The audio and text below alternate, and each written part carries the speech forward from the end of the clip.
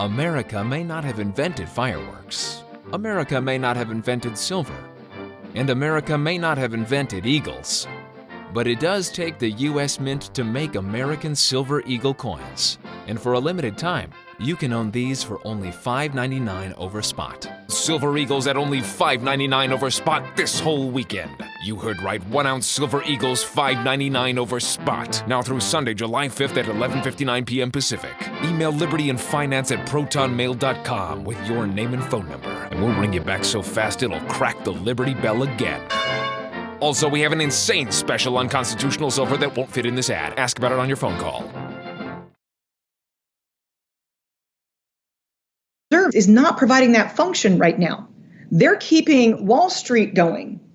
There is the beginning of an argument to be made that there could be a substitute of some kind for the Federal Reserve. And it has to do more with, for me at least, with the fact that what is happening with the Treasury looks and feels a lot like Enron, which didn't end very well.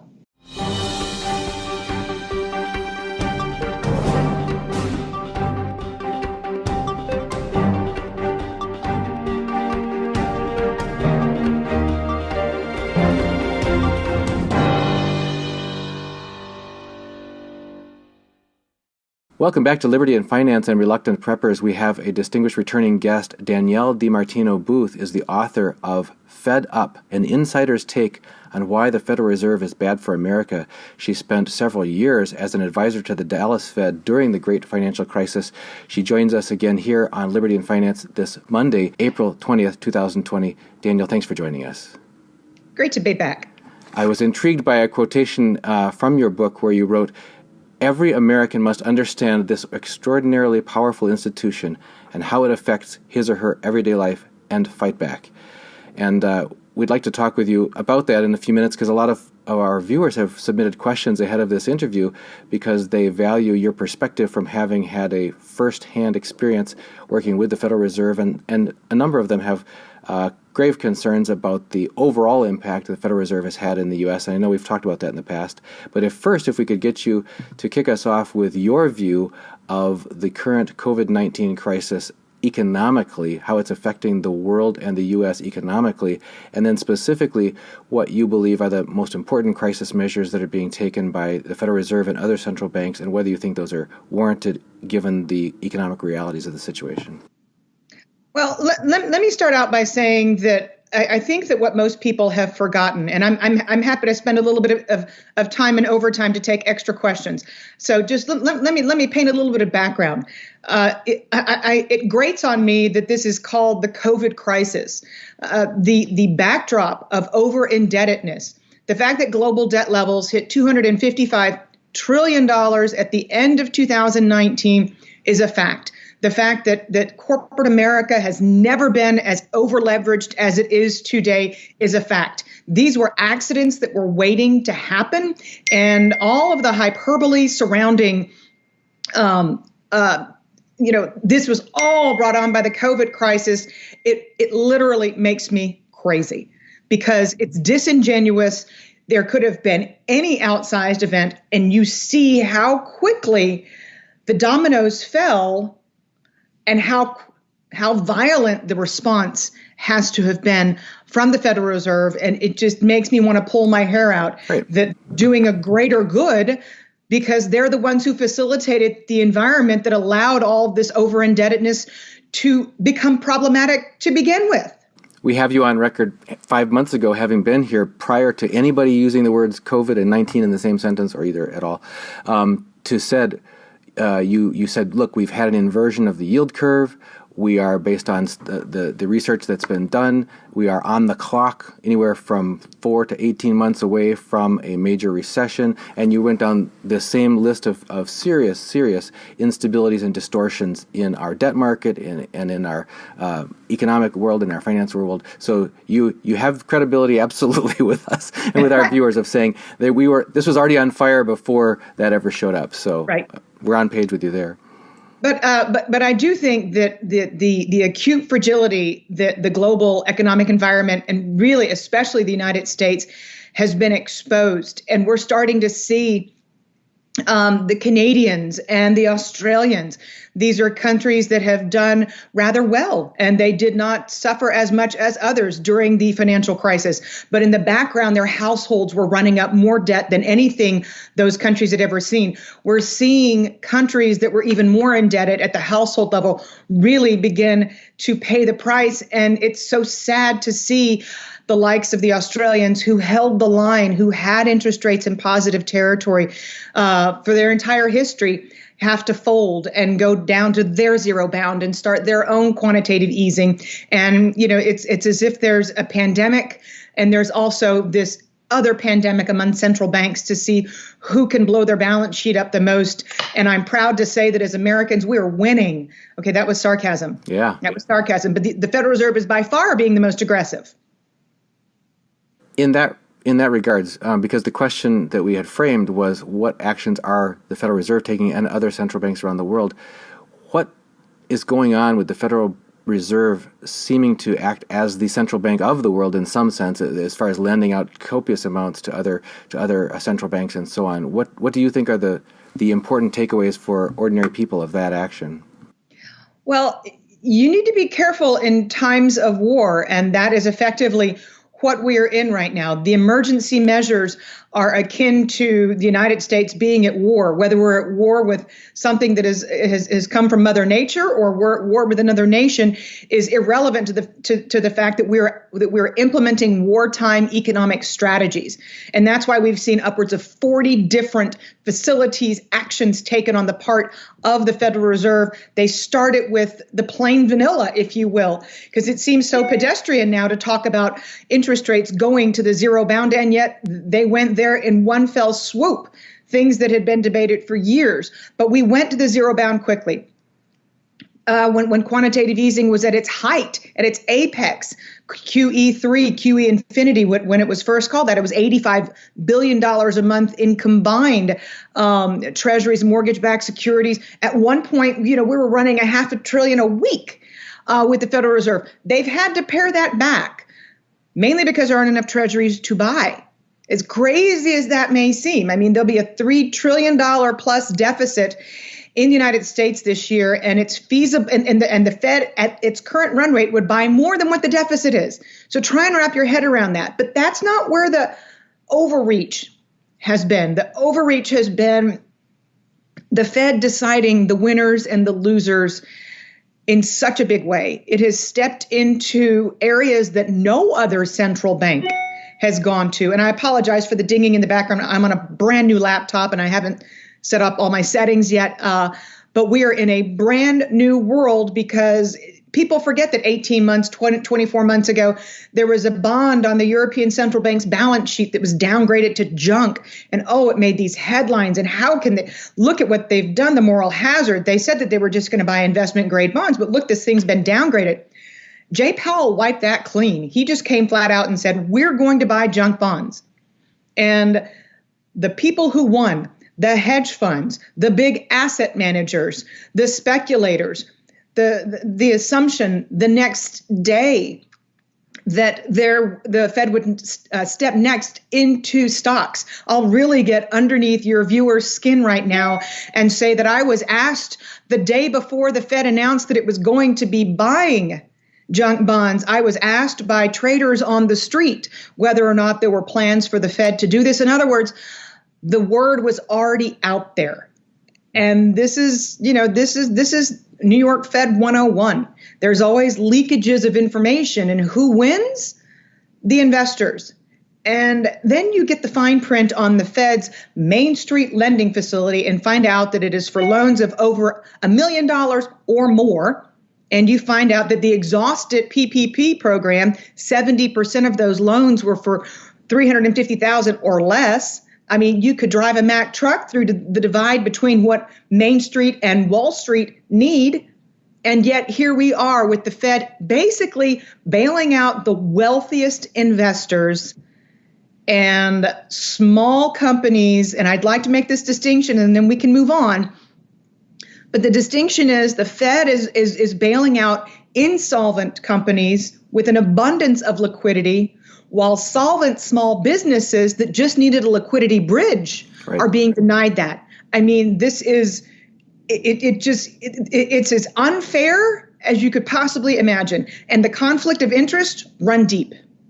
Yeah, that dichotomy between supporting those who have made imprudent choices or made speculative investments and are at the very elite end of the curve versus allowing the ordinary sole proprietors, small business owners, things like that, small-time landlords to just fend for themselves almost is just in our faces at this point. Right. It's adding insult to injury, and a lot of people are very concerned about will that end. Will there ever be justice to come from that? And that's one of the questions one of our viewers had asked is, will anyone be able to bring suit against the Fed? Is our justice system even up to it? And if so, who and how can bring that? Well, and that's something that I have been struggling with, because if you think about the structure of the special purpose vehicles having legally to be housed on the Treasury's balance sheet, because it's a direct violation of the Federal Reserve Act for the Federal Reserve to own these corporate bonds or own these high yield bonds on its balance sheet. So the fact that you've had to move it from one place to another, and the administration has some kind of a say in the allocation of the $454 billion levered up times 10 to $4.54 trillion, it makes you say, I mean, for anybody who's had a modicum of history, you say to yourself, wait a minute, there's something that's violating checks and balances here. If the lines have been so blurred, and if you read the CARES Act, there is a provision within it that says that the Fed must not violate Section 13(3), and that it must not provide liquidity to insolvent companies. And yet it seems to have crossed that Rubicon already. So me, one-stop shopping would be Congress. If Congress would say, wait a minute, you're in violation, we extended funding, we're taking it back. Sorry. We said no insolvencies. You said junk bonds. We say no way. But we're talking about people in Congress here, and we're talking about the lobbying entities, the banks, Wall Street. You get into the dirtiness of it. What I would like to see one day is for a true patriot attorney to take this to the Supreme Court and say, this is in violation of our basic liberties. This is in violation of everything we stand for. There is a reason that there is an administration. There's a reason that there is a Congress, and there's a reason that there is a Supreme Court. And they exist such that if one oversteps its bounds, the other can rein it in. That is what our founding fathers believed, and it's why they set up a system of checks and balances. I don't see Congress as having some savior pop up tomorrow with integrity. Sorry, there are a few I like. So I see this one day, hopefully, as being something that is challenged in the court system and goes to the Supreme Court. Some people are concerned that in such a need, and many agree with you, that there's not enough transparency to even be able to take those kind of actions. And we can see the effects, we can see the outer effects, but enough transparency of what's going on by the Fed to be able to say, you did this specific thing, and here's who did it, and here's when, and here's how. Could you speak to that, the need for more transparency by the Fed, and what your position is and what changes need to be made there? So the Fed is aware of the need for transparency. There are a few very recent headlines that say that the Fed is going to be upfront and open about those who are on the receiving end of these facilities. I'm just going to have to wait and see myself, because there is a way that the Fed can come in and buy individual companies, but there is also a way that the Fed can theoretically come in and buy an exchange traded fund in high yield. Now, if they buy a high yield exchange traded fund, that's a slice of a blind index. So there's no transparency there. And the Fed will say you don't need transparency because it's a blind index. So we will see. We will see if the Fed is as upfront as it is suggesting that it is going to be. But again, it's going through a conduit of BlackRock in making the selections in many cases that might or might not include BlackRock's own products. Mm-hmm. Now, when we had you back on 5 months ago, before this whole coronavirus thing, you talked about the fragility and the instabilities in our global economy and financial edifice. Do you see that the policy response to the pandemic as a necessary, or do you think that it bears the hallmarks of kind of like a fire to cover a crime scene, in the sense of the policy, the response being so egregious to shutting down the entire global economy to cover up what was going to happen anyway, as far as the house of cards falling down? Well, we were just one mistake away. And if this is eventually used as a way to construct a highway to a debt jubilee, I mean, you might as well just set my hair on fire and just send me out to a large field somewhere and just let me die just a quick death. Because that's sort of what it feels like, that somebody has said, it doesn't matter what the price tag is, we've got to print. Look, I see the need to make sure, especially that small businesses that account for 44% of U.S. GDP and 47% of U.S. employment, I totally see the need for these companies to be given a bridge to get through what is something that they could have never anticipated. And if they were running their businesses responsibly, they should get a bridge to cover that time and the time of the crisis where we have to be closed until we can get our bureaucrats in Washington to give us adequate testing. Using it to float nefarious, bad behavior.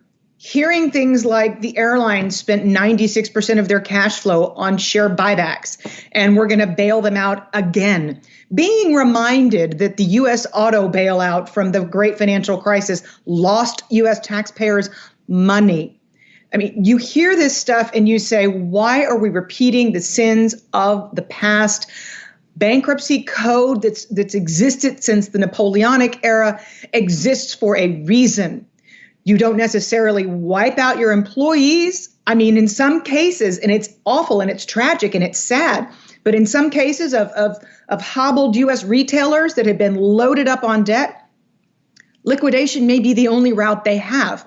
But let's be real, they were on a slow path to the graveyard in the first place. This is nearly an accelerant. And I'm not trying to be insensitive to the jobs that are being lost. But I'm not talking about them. I am talking about companies that have behaved badly and are going to get bailed out. And there's absolutely nothing that is right about that when the bankruptcy code says, let them file Chapter 11, let the shareholders get nothing, let the subordinated bondholders get nothing, let them restructure and come back as a stronger company. If people were speculating on their having a better financial future and they lost, that's okay. It's called risk equals return. But we are getting rid of risk equals return right now in a worse way than we have in the history of the United States since Alan Greenspan first created the Greenspan put in the aftermath of the 1987 stock market crash. We're crossing way too many lines. What do you think will be the fruit that comes from that? Well, I am gravely concerned because we live in a world of social media.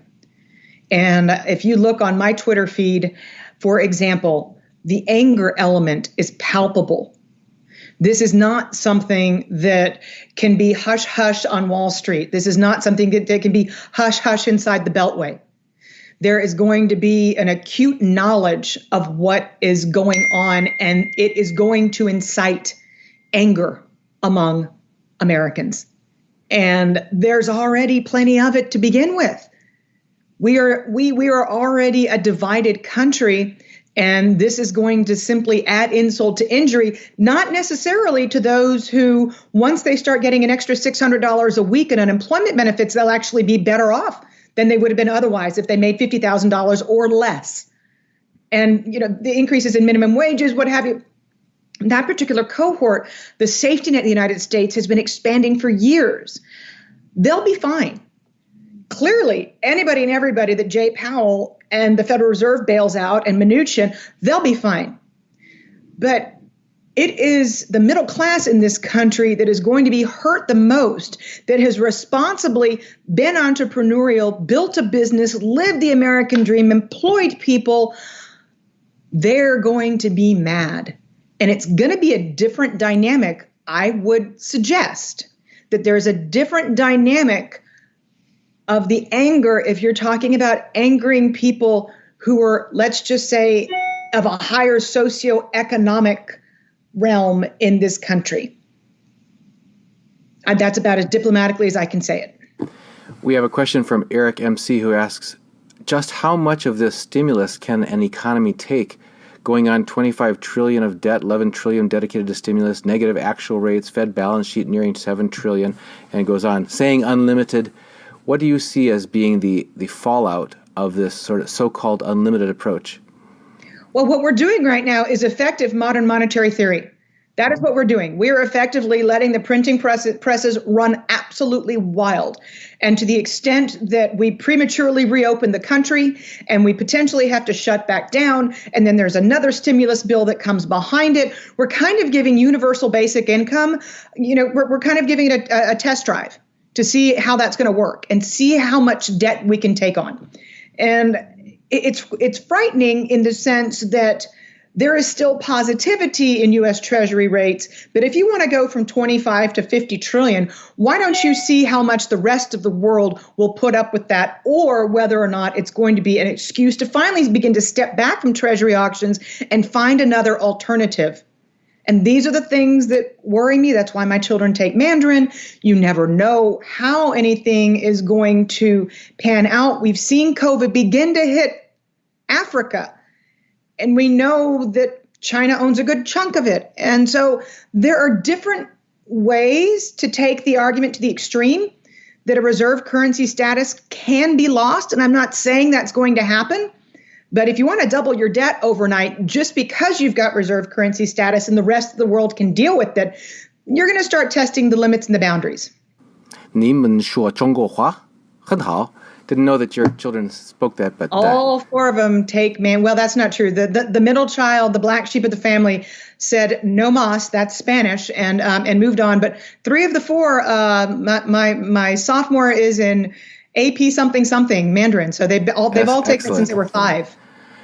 Related question from Fabio Ressel says, question for Mrs. Booth: do you estimate a limit to the Fed printing strategy before breaking the dollar credibility as a global currency? You already started to touch on that, but if you could press that one home.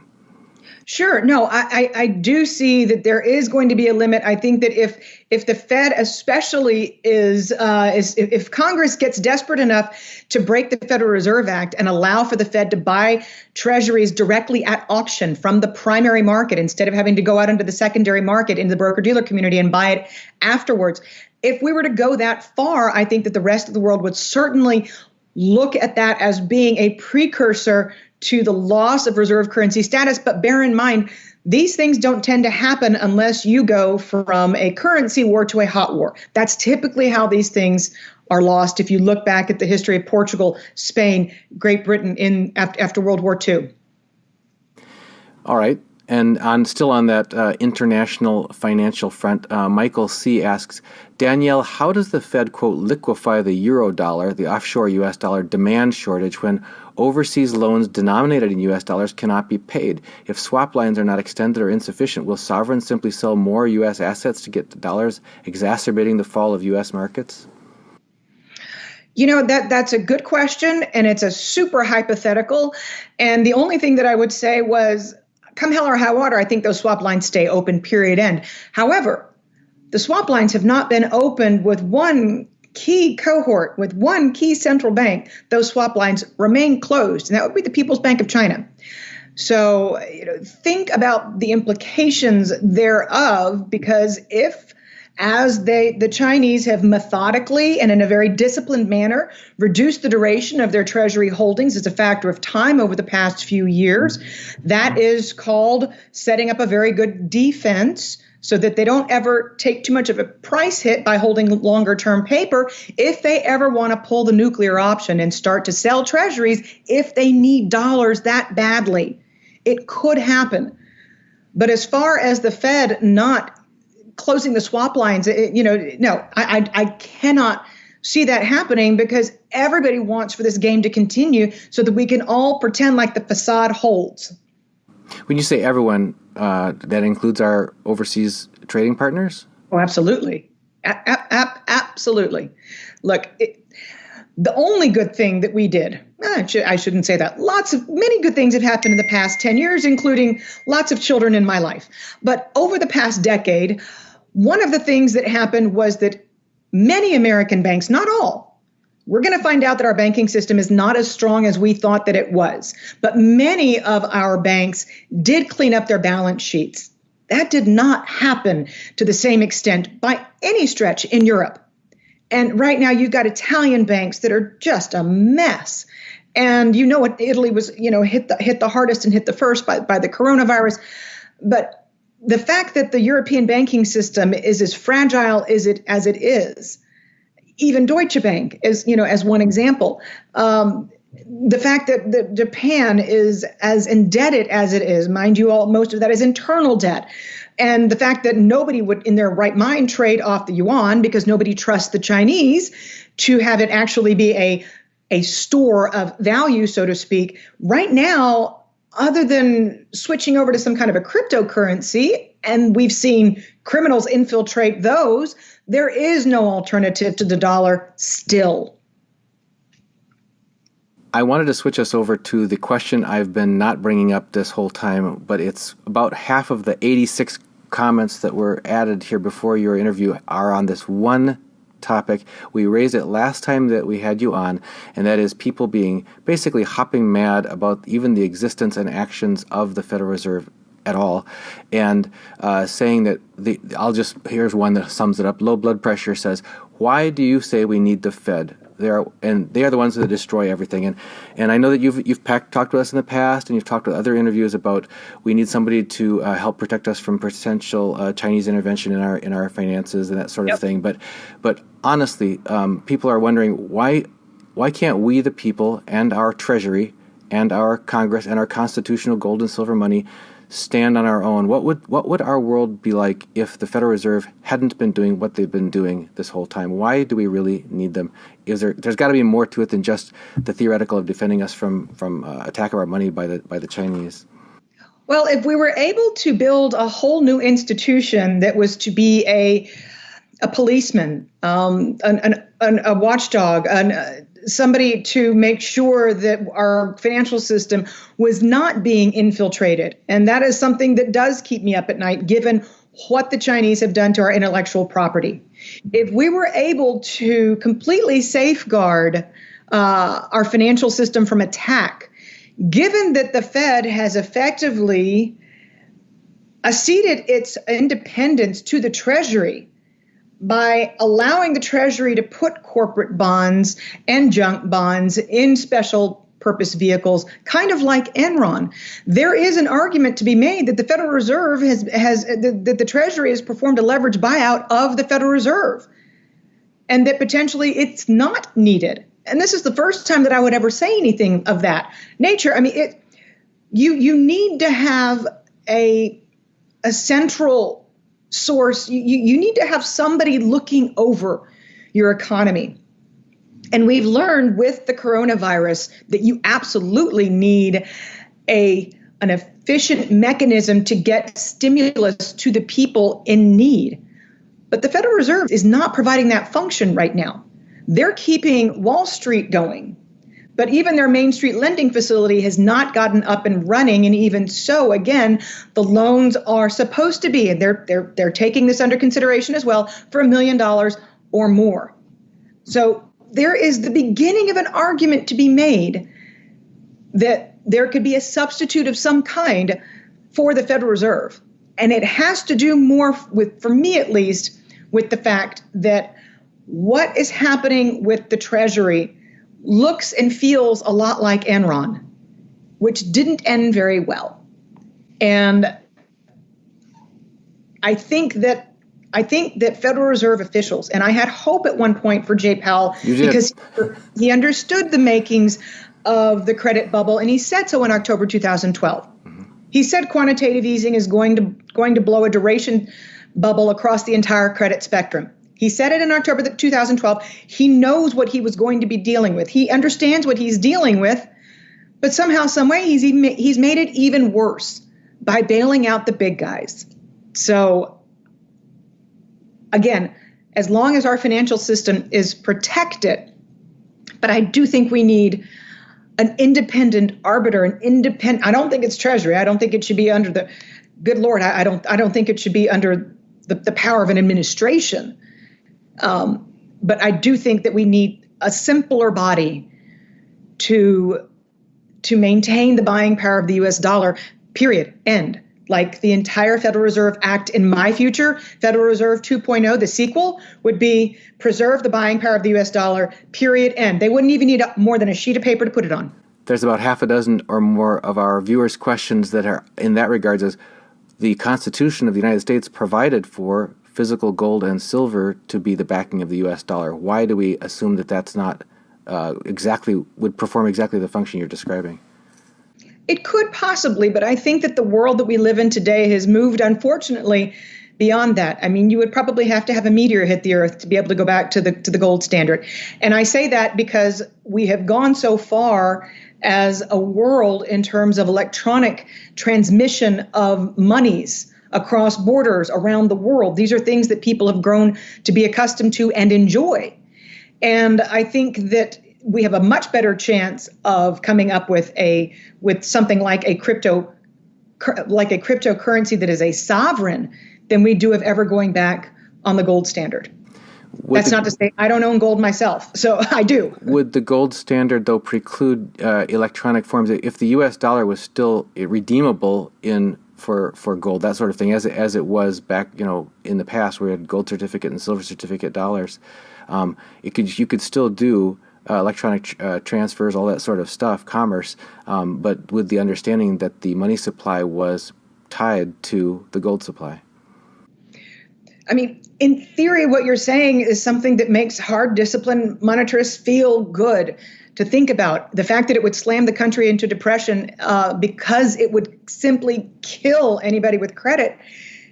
I don't know that you would have a country on the other end of that.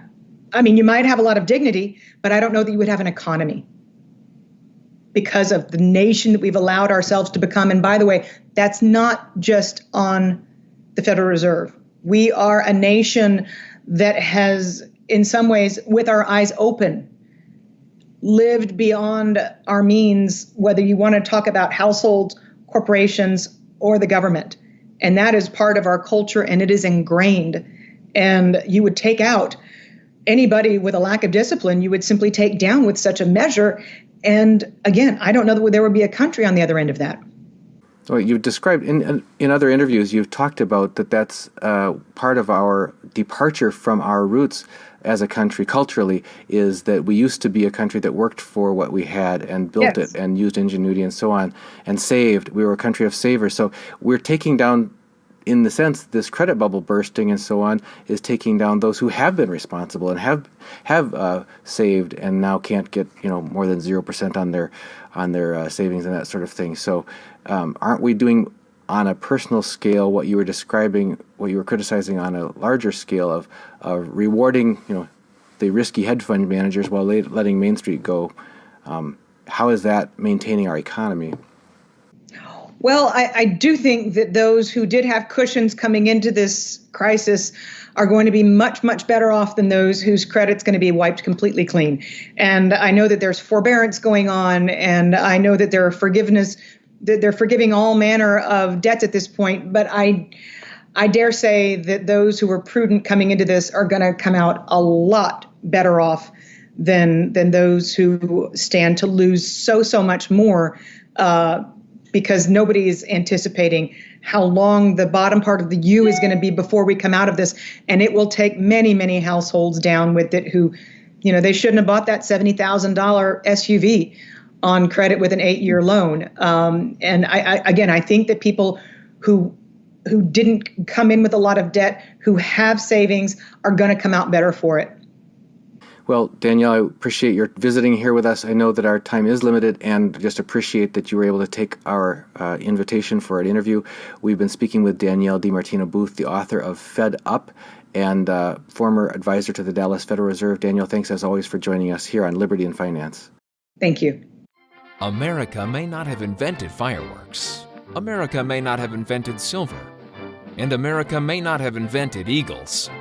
But it does take the U.S. Mint to make American Silver Eagle coins. And for a limited time, You can own these for only $5.99 over spot. Silver Eagles at only $5.99 over spot this whole weekend. You heard right, 1 ounce Silver Eagles $5.99 over spot. Now through Sunday, July 5th at 11:59 p.m. Pacific.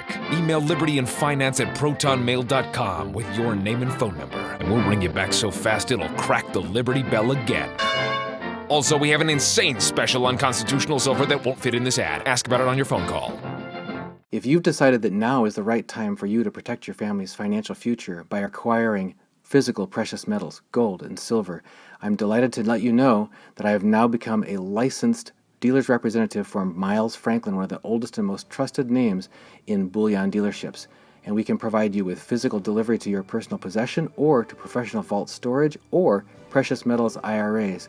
Just email me at libertyandfinance@protonmail.com, and please include your name and phone number in your email to libertyandfinance@protonmail.com. We'll get right back with you and find out how to best meet your needs so that you can either begin or increase your acquisition of physical precious metals now and protect your family's future starting today.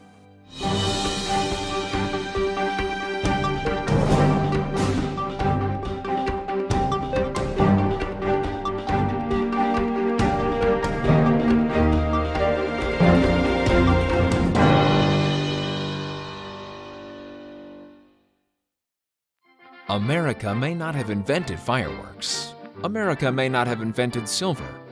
And America may not have invented eagles.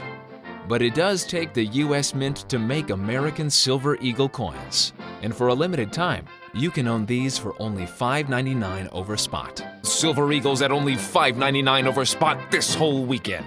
You heard right, 1 ounce Silver Eagles $5.99 over spot. Now through Sunday, July 5th at 11:59 p.m. Pacific.